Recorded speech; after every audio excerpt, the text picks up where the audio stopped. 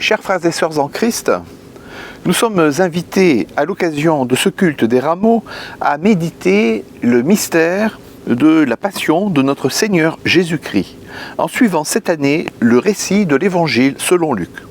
Il faut savoir que Luc a une manière bien à lui de raconter les événements.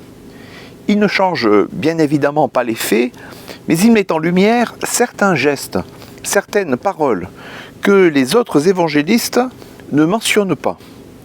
Son intention particulière est ici de nous dévoiler le visage du Christ rempli de miséricorde, de tendresse, de fidélité, jusque dans sa passion. Et ce que Luc nous donne à voir, c'est vraiment extraordinaire. Tout d'abord, il y a l'épisode avec l'apôtre Pierre. On connaît tous son triple reniement. 3 fois, il dit « Je ne connais pas cet homme ». Mais Luc ajoute quelque chose que lui seul rapporte. Après le 3e reniement, au chant du coq, Jésus se retourne et pose son regard sur Pierre. Il ne dit rien, il le regarde. Ce regard n'est pas un reproche, c'est un regard de compassion, un regard qui dit « Je t'avais prévenu, mais je t'aime toujours. Tu m'as renié, mais je ne te rejette pas. » Il faut se souvenir de cette parole que Jésus lui avait dite avant même sa passion. Je cite « Simon, j'ai prié pour toi afin que ta foi ne défaille pas. Et toi, quand tu seras revenu, affermis tes frères. » Jésus savait que Pierre allait chuter, mais il voyait déjà plus loin. Il ne doutait pas qu'il allait accomplir de grandes choses pour le royaume, malgré sa faiblesse. Frères et sœurs, combien de fois tombons-nous, nous aussi? Et si Jésus posait ce même regard sur chacun de nous, pas un regard qui écrase, mais un regard qui relève, un regard qui dit « Tu n'es pas défini par ta faute, tu es plus grand que ton péché, ma grâce te suffit. » Ensuite, il y a ce passage unique chez Luc, Jésus devant le roi Hérode. Pilate l'envoie là comme pour se débarrasser du problème. Hérode, lui, est tout excité. Il espère un petit miracle, un tour de magie. Mais Jésus ne dit rien. Il garde le silence de la dignité, le silence de celui qui ne se laisse pas manipuler. Et Hérode, frustré, le fait revêtir d'un vêtement somptueux, on peut aussi traduire éclatant ou brillant, et le renvoie. Plus tard, il est dit des soldats romains qu'ils ont revêtu Jésus de manteau de pourpre, à ne pas confondre donc avec ce vêtement somptueux dont Hérode a revêtu Jésus. Il faut savoir qu'à Rome, les empereurs seuls portaient la pourpre. Lors de sa passion, Jésus-Christ est appelé par dérision roi des Juifs. Il est couronné d'épines et affublé d'un manteau de pourpre. On se moque de lui, on le tourne en ridicule. Et pourtant, il garde le silence.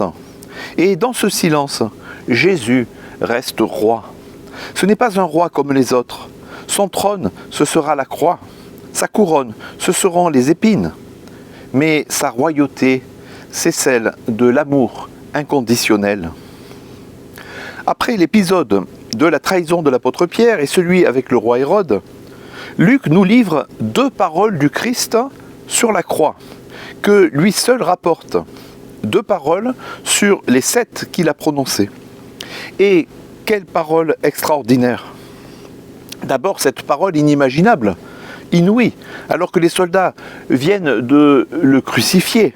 « Père, pardonne-leur, car ils ne savent pas ce qu'ils font. » Au moment où ils souffrent le plus, Jésus prie pour ceux qui l'ont mis là, pour ses bourreaux. Il demande le pardon. C'est là que l'on comprend ce que veut dire aimer ses ennemis. Pas en théorie, pas quand tout va bien, mais quand ça coûte tout. Jésus aurait pu maudire, se venger en envoyant une légion d'anges, vociférer contre ses bourreaux. Mais au lieu de cela, il bénit et il pardonne. Et c'est là, mes amis, que le cœur de Dieu se révèle totalement. Un Dieu qui aime et qui pardonne, Non pas un Dieu qui juge et qui condamne, mais un Dieu qui aime et qui sauve sans condition. Et puis il y a cette autre parole, l'une des plus consolantes de tout l'Évangile. Le bon larron, cet homme crucifié à côté de Jésus, l'interpelle. « Jésus, souviens-toi de moi quand tu viendras dans ton règne. » Et Jésus répond, « Aujourd'hui, tu seras avec moi dans le paradis. » Quel retournement!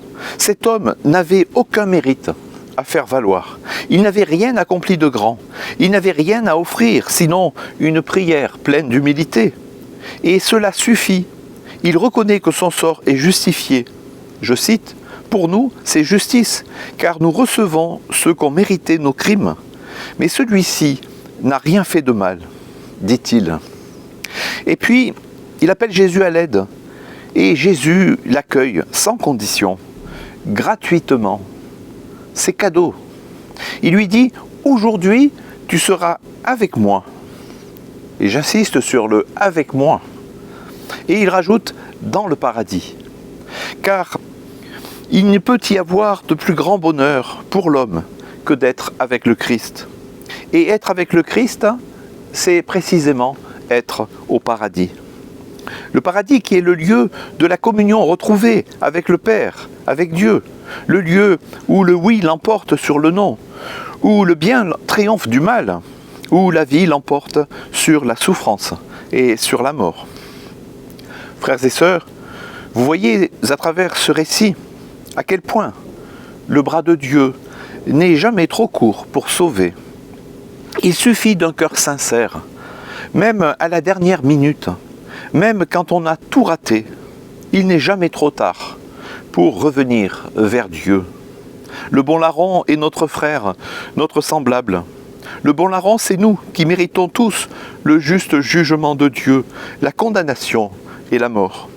Et Jésus est le sauveur des causes perdues, des causes désespérées, de ceux qui n'ont rien à offrir, à lui offrir, excepté le plus important, un cœur repentant et une foi sincère en son œuvre de rédemption. Sola fide, disait Luther, le salut par la foi seule, sans aucun mérite de notre part. Sola gratia, la grâce seule, par le Christ seul, solus Christus. C'est cela, frères et sœurs, le message de l'évangile de la grâce. En ce jour des rameaux, alors que nous entrons dans la semaine sainte, Luc nous conduit au cœur du mystère de la croix. Non pas pour nous accabler, mais pour nous relever. Il nous montre un Christ qui regarde avec tendresse ceux qui tombent. Un Christ qui garde le silence face à la dérision, qui prie pour ses bourreaux et qui ouvre les portes du paradis à un criminel repentant. En Jésus crucifié, nous découvrons un roi pas comme les autres, un roi d'humilité, de pardon, de grâce. Il ne règne pas par la force, mais par l'amour. Il ne condamne pas, il sauve. Il ne réclame rien, il donne tout. Alors laissons-nous rejoindre aujourd'hui par ce regard qui relève, cette parole qui pardonne, cette grâce qui sauve. Car il n'est jamais trop tard pour revenir à Dieu. Il suffit d'un cœur sincère. C'est cela, la bonne nouvelle de l'Évangile. Christ est mort pour nous et cela suffit. Je termine en vous rappelant ici quelque chose d'essentiel au sujet du mystère de la croix. La croix qui est au cœur du message de l'Évangile. La croix qui est le cœur du message du salut. Sans la croix, pas de rédemption. Sans la croix, l'homme est perdu, loin de Dieu, perdu dans sa désobéissance et son péché, perdu, loin de la présence vivifiante et aimante de Dieu. Chez les réformateurs, en particulier Luther et Calvin, la croix du Christ est au cœur de la doctrine du salut, comprise selon le schéma de la substitution pénale. Et j'insiste sur ce concept clé, ce concept fondamental qui est au cœur même de la doctrine chrétienne du salut, la substitution pénale.